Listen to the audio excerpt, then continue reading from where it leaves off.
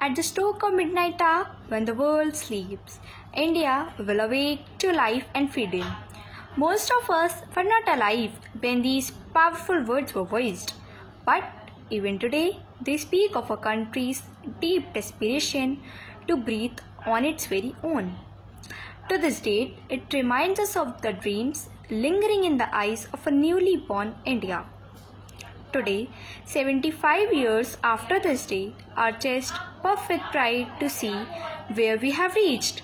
We are the sixth largest economy and the fourth largest military power in the world. We are an integral part of so many international institutions. Yes, we have progressed, but have we realized all the important goals dreamt by our freedom fighters? 70 years after our first 5-year plan, where are we on the metric, growth, equity, modernity and self-reliance? Greetings to everybody present here.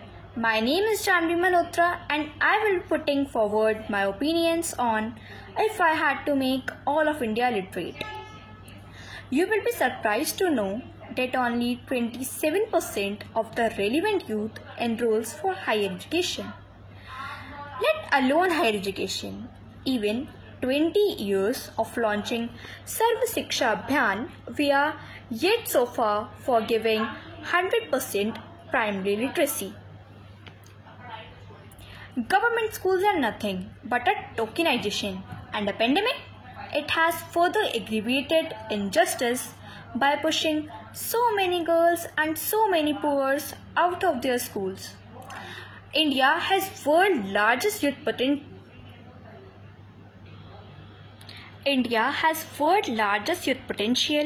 But with no skill, this youth is nothing but a huge burden.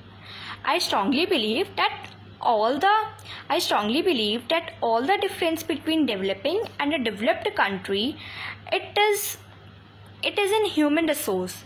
When human grows, the country wins. When humans are of no use, the country fails. If I had to make all of India literate, the first thing I will do is to measure data properly. I will be comprehensive index which takes everything from social access to quality to infrastructure into account. Then I will make sure that all the relevant samples are covered and officers are properly held accountable for the reliability of results. Once I have a proper data of target population, then my next step is to increase participation. Government schools can be a potential weapon if used correctly. I will make it compulsory for public servants to get their children admitted in government schools. I will provide good quality food and furniture to make learning fun for the students. Schools will be periodically inspected and the knowledge of teachers and students pauses. To reduce digital gap, I will also introduce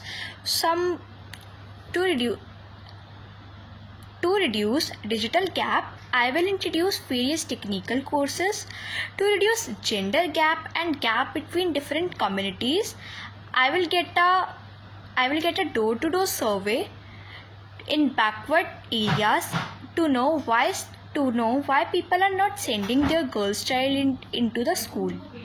I will sponsor a girls' child education, keep requirements for their admission law. It has been widely observed that the lack of safety and discrimination against women, one of the most important reasons that why girls are not joining to the school.